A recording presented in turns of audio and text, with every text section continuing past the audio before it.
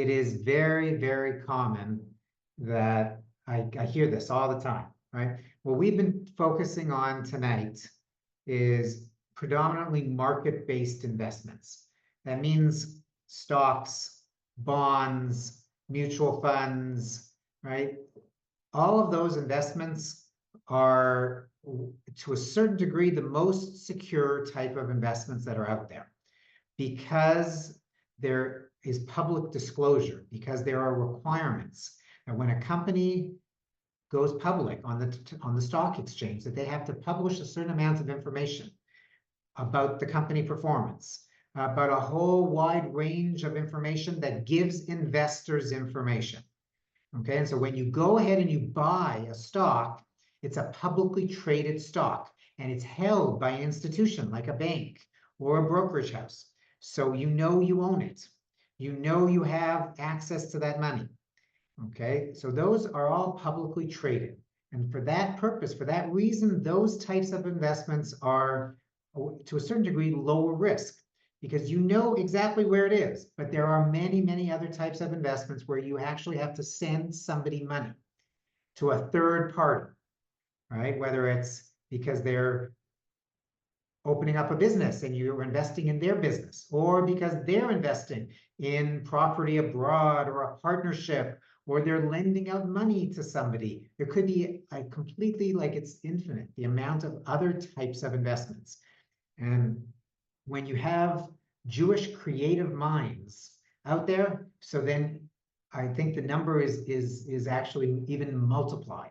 And so you are going to be exposed to, and I know I hear all the time that people are being exposed to what I call alternative investments, things where you're not just investing in a traded security, but you're investing in something that you really have to trust somebody.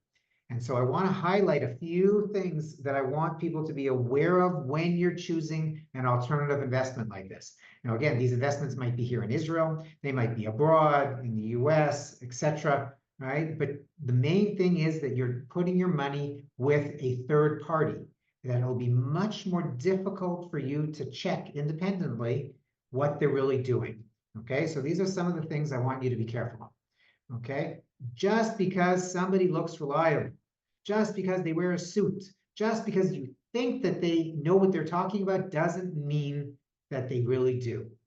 Okay, that is part of the game. When somebody is marketing a product, they're marketing the product in order to gain your trust and to get that money from you. So you have to be very careful. Okay, anytime you're being promised guaranteed rates of return with very low risk, those are like telltale signs. Okay, I can't tell you how many people come to me. I was promised a certain amount. I was going to have a guaranteed rate of return. There's no risk involved here. I can't lose my money. All of those are signs. Okay, the higher rate of return that you're trying to achieve, the higher level of risk that you will have. You have to know that. You have to know that they go hand in hand. Okay, anytime that somebody tries to sell you something and they're trying to break those basic laws of physics, right? Run away. Okay, anytime somebody has secrets, inside information, it's like for an exclusive club. Those are all ways that people, again, are trying to create a certain type of feeling, right? That they want you to feel that, oh, you will invest with them. Okay. Sophisticated investments that are marketed to the public. This is a favorite of mine because I hear this all the time also from people, right? It's an amazing investment and it can't fail and it's going to create a tremendous amount of wealth. Well, those types of investments have a marketplace and for raising money, and those are through venture capital, through angel investors, through institutions.